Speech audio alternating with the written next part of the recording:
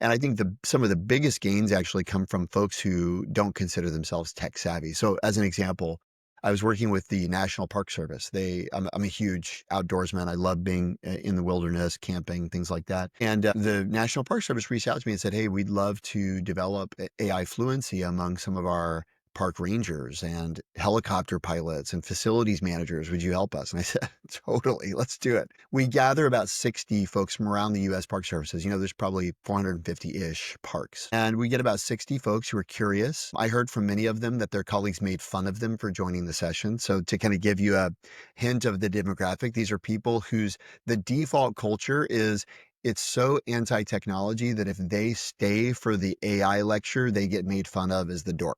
Okay.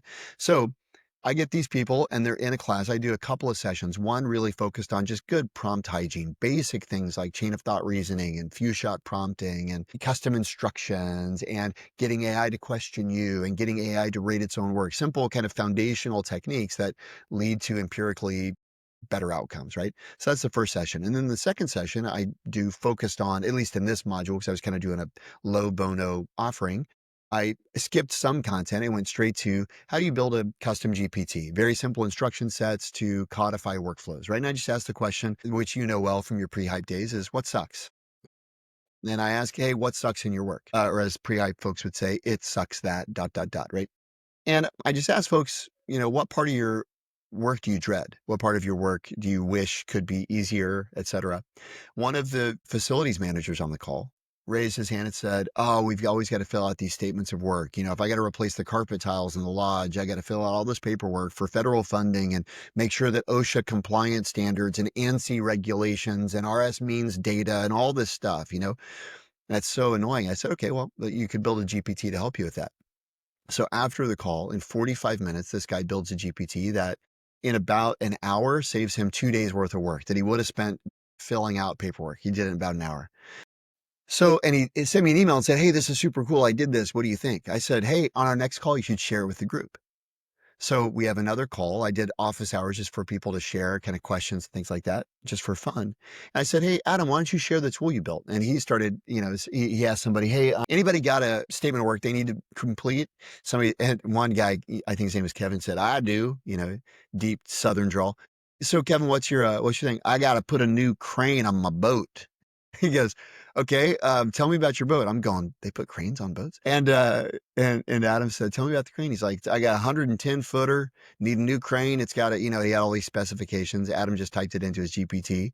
And then this his camera's off, but he's not on mute. So his camera, his microphone's live. And I hear this guy, as the GPT starts cranking out this SOW, I hear this guy going, "Oh my gosh. Oh my goodness. Oh." And then he goes, "Hey, Adam, could you send me a copy of that?" And I said, "Hang on a second. How long would that have taken you to complete yourself, Kevin?" He goes, "I'm a boatman, dude. It'd take me 4 hours just to get the bullet points straight in Word." And I said, "Wow." And then a woman spoke up and she said, "Wait, Adam, you made that link?" And he said, "Yeah." And she goes, "Somebody was passing that around the other day." She goes, "I blocked my calendar Monday through Wednesday to fill out a statement of work for, we've got to replace the front door and all the windows at the lodge at, I don't know if it's Yellowstone or Yosemite, something like that. I had blocked 3 days because that's how much time it typically takes." She said, "Somebody sent me your link and I just tried it. I was done before lunch on Monday." And I go, and of course, the management consultant in me goes, "Hang on a second.